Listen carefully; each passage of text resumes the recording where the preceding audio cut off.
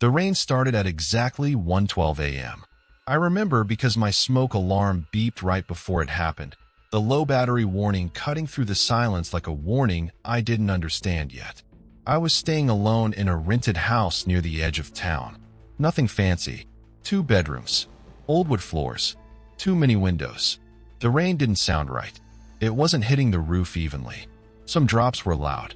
Some were quiet, like footsteps that couldn't decide where to land.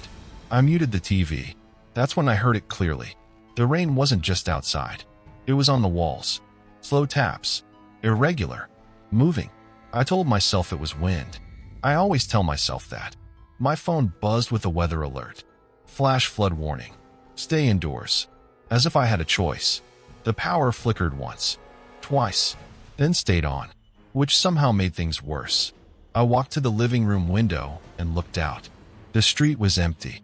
No cars. No movement. But the rain wasn't falling straight down. It was drifting sideways, bending toward the house like it was being pulled.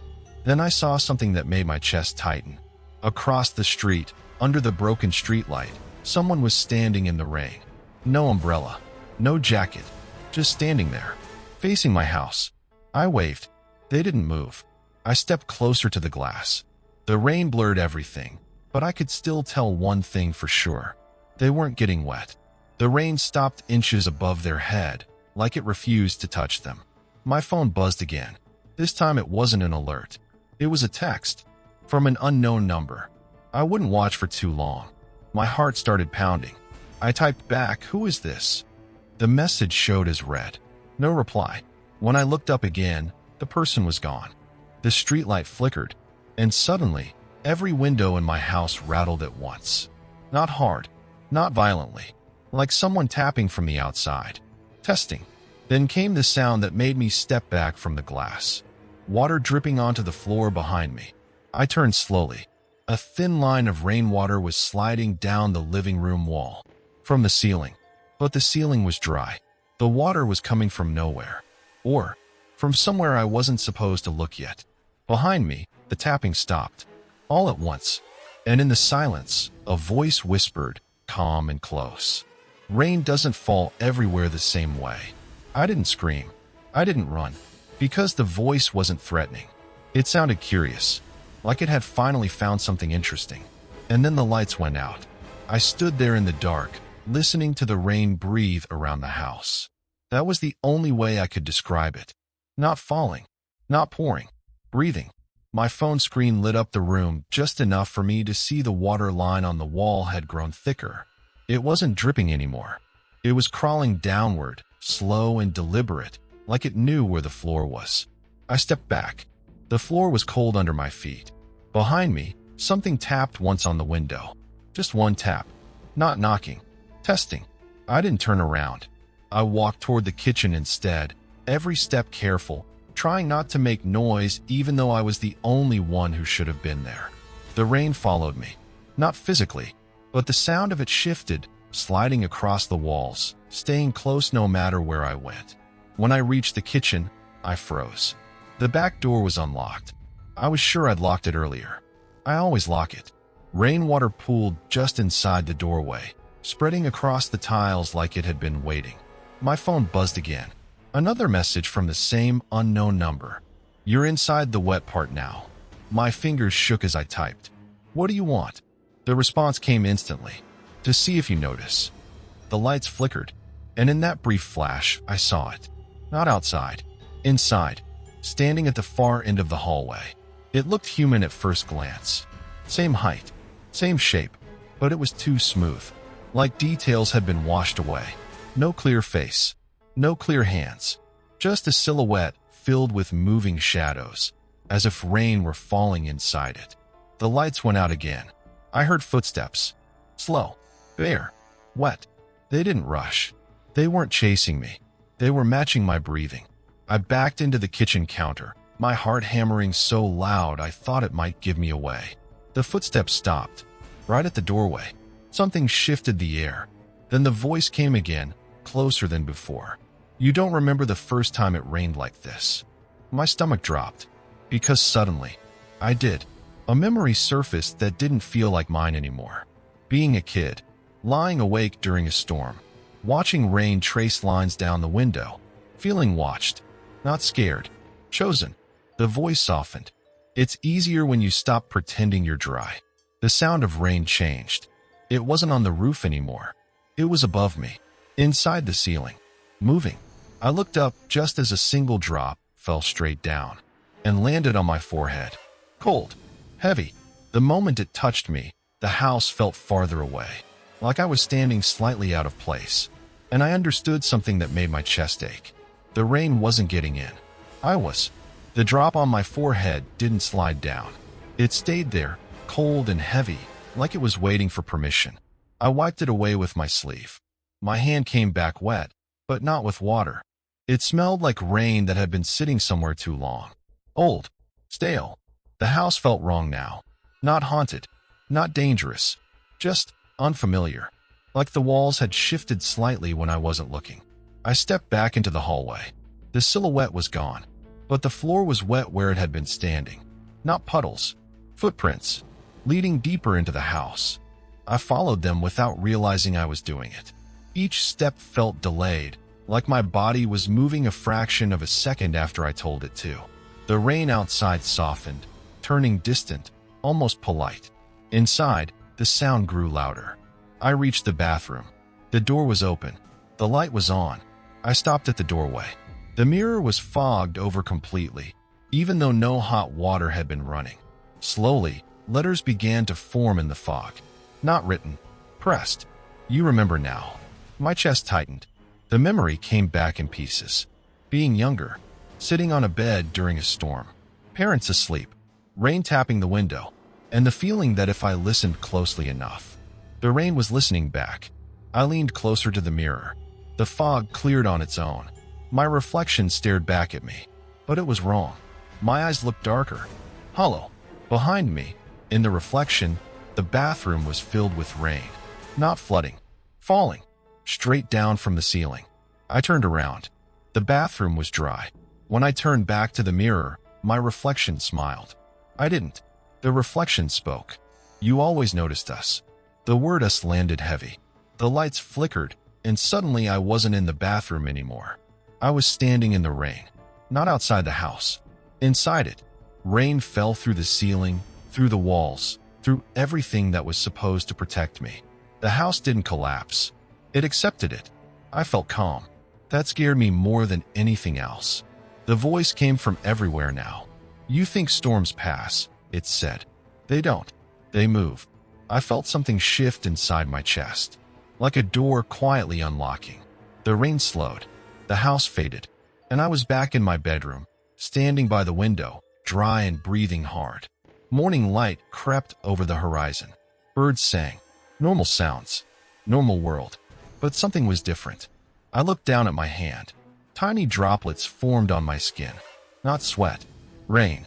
Falling upward. Back into me. The rain stopped completely after that. No storm warnings. No clouds.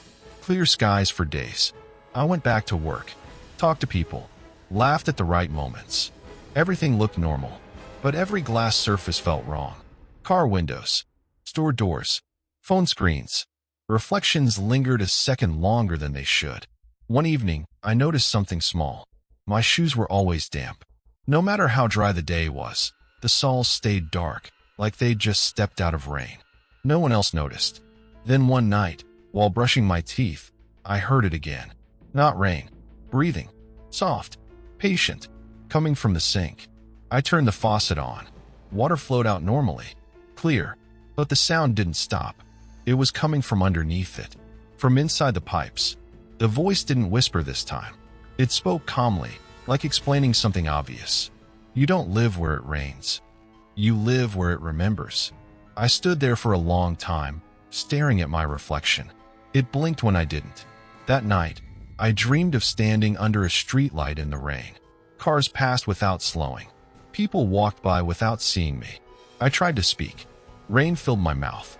I woke up standing, not lying in bed, standing near the window, barefoot. The window was open, but it hadn't rained. Outside, the street was dry, empty. Then I saw him. Across the road, someone standing still. watching the sky, waiting. I knew what he was doing before I understood why. He was listening. I didn't wave. I didn't warn him. I just closed the window and stepped back. Because that's when it finally made sense. The rain never wanted me. It wanted attention. And now, I was part of how it spreads. Some nights, when the world is quiet, I still feel it moving through me. Looking, listening, waiting for someone else to notice the rain the way I did. And when they do, it lets me rest. The rain started after everyone else had gone to sleep. I know because the neighborhood was quiet in that unnatural way, where even dogs don't bark and cars don't pass. Just the sound of water hitting pavement, slowly at first, then heavier.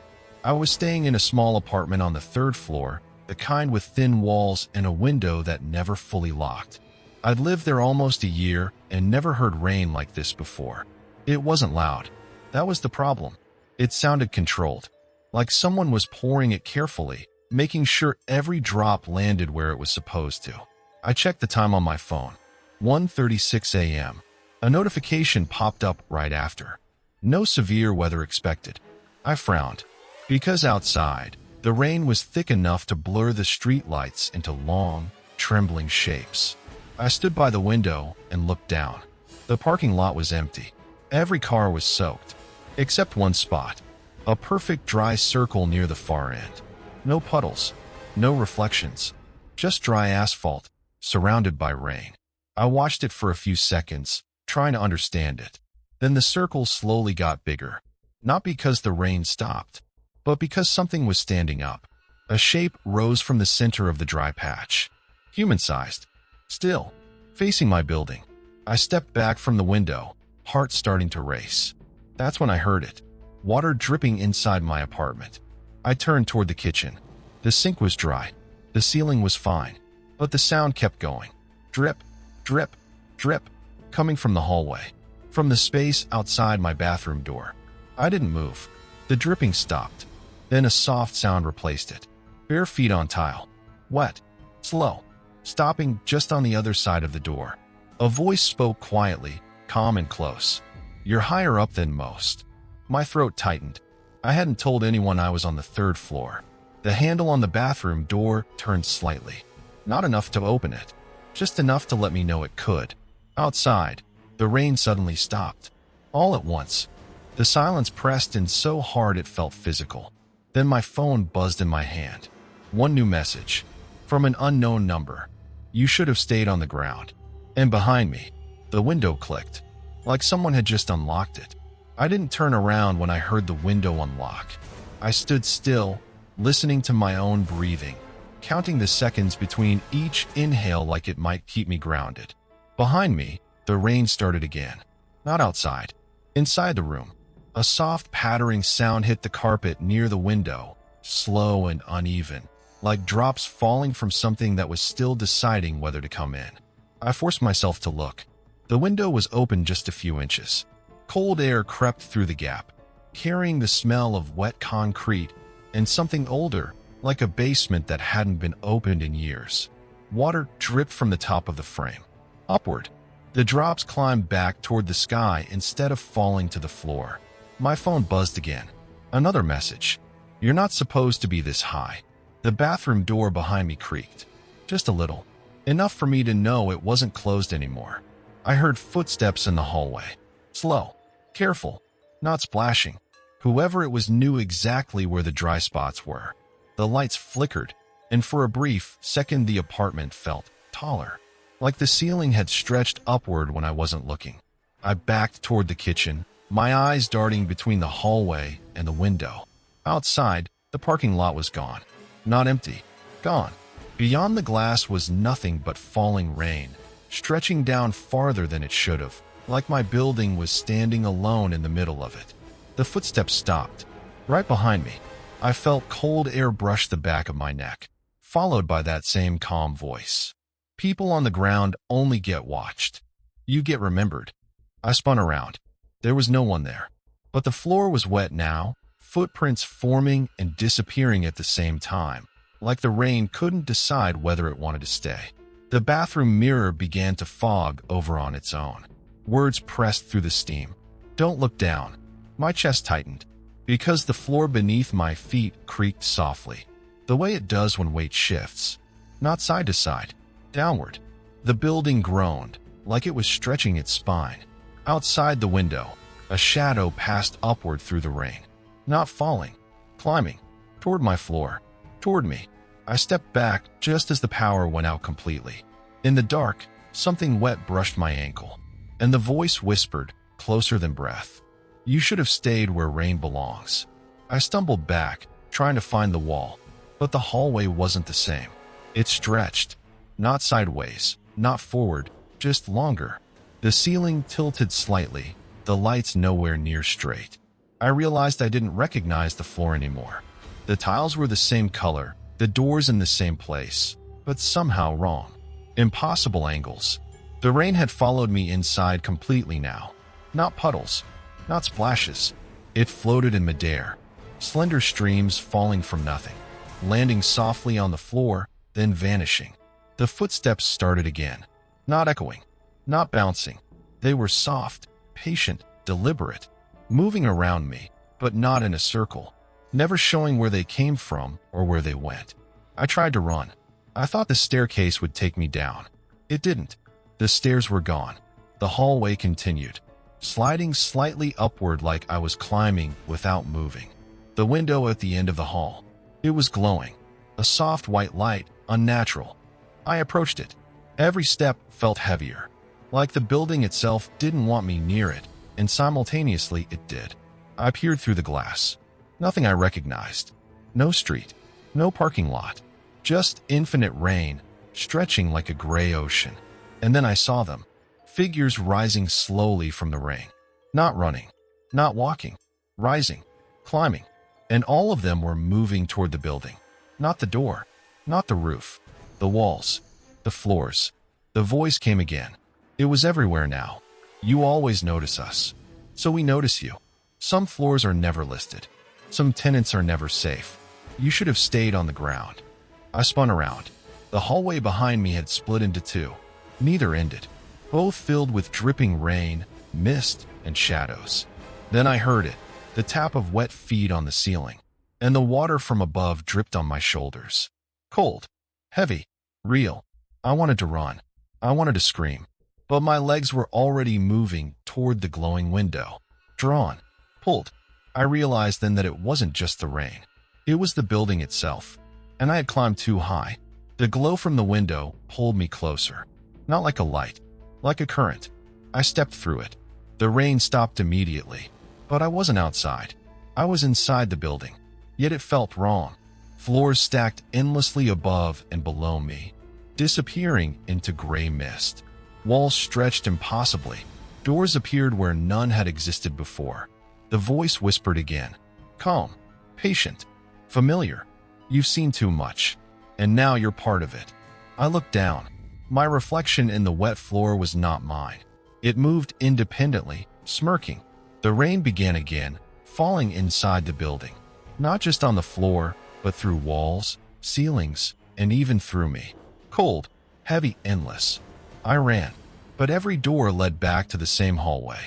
Every staircase climbed higher, yet somehow went nowhere.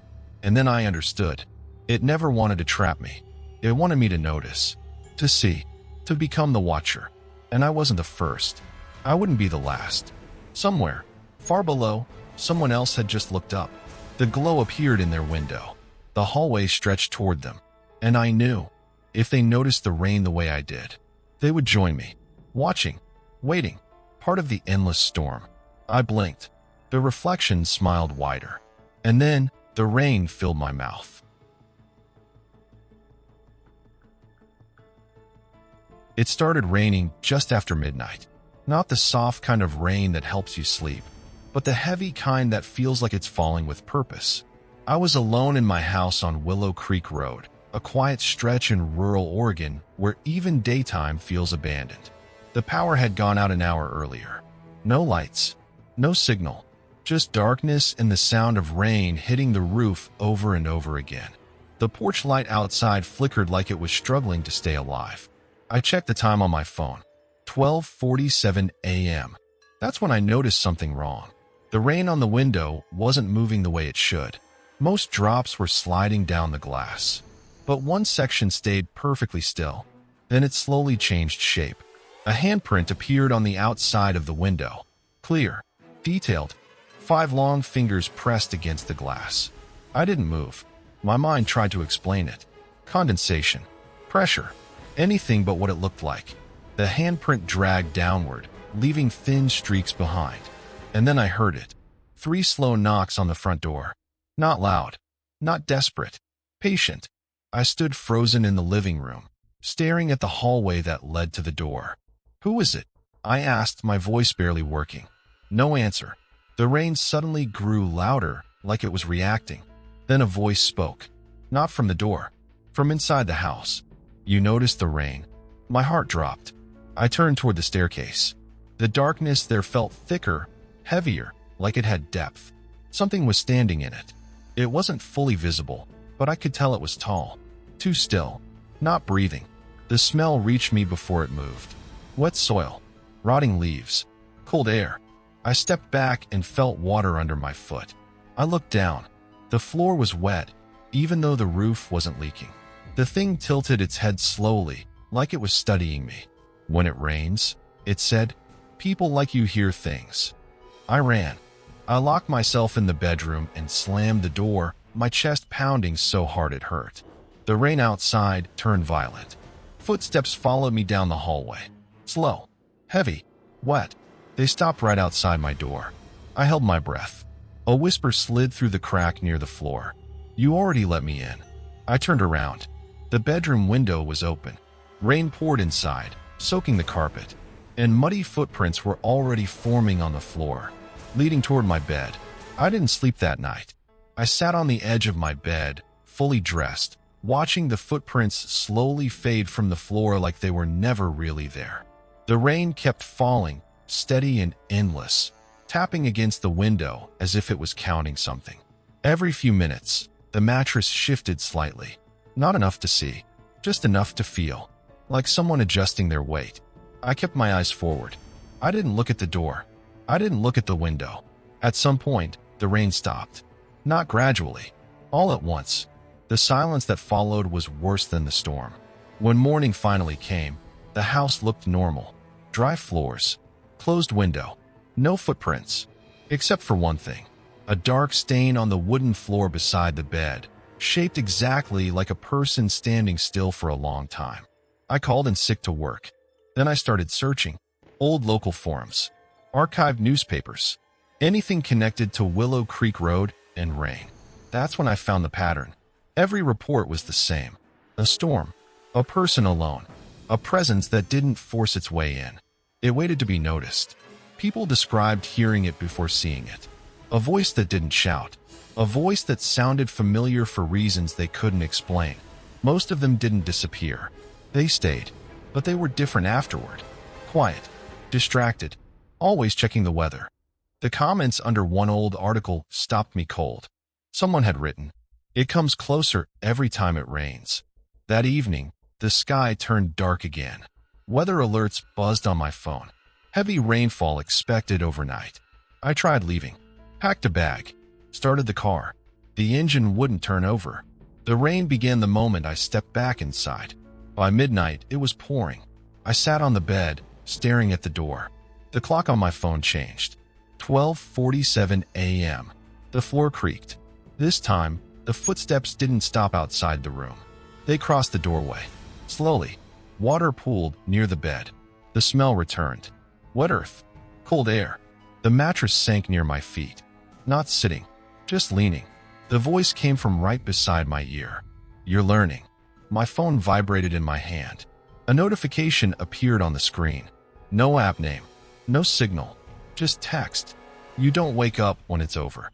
My eyes closed without my permission, and suddenly, I was standing outside my house, in the rain, looking up at my bedroom window. The light was on, and someone was standing inside, watching me.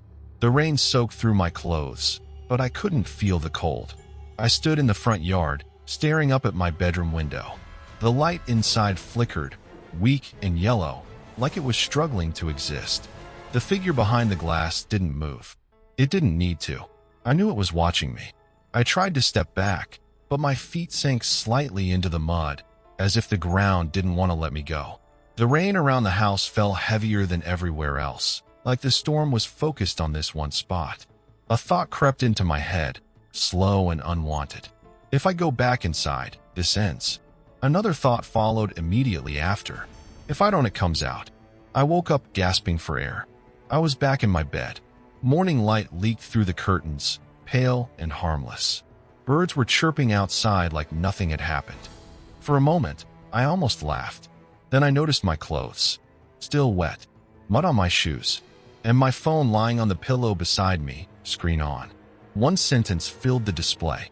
"You did well last night." I dropped the phone like it burned. The rest of the day felt wrong. Not scary, just off.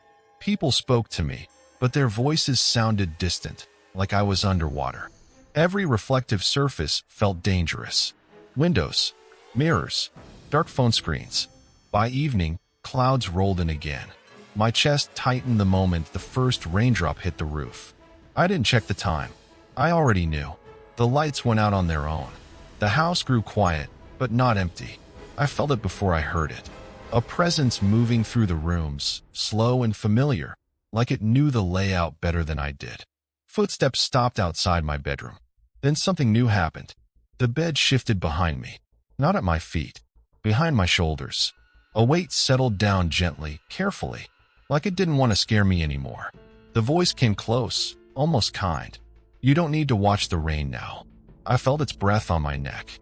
Cold, wet. "You're part of it." That's when I realized the truth. It never wanted the house. It never wanted to scare me. It wanted someone to notice the rain the way it does. Someone to stay. The storm outside softened, turning calm, almost peaceful. The weight on the bed lifted. Footsteps moved away. I didn't follow. I didn't need to.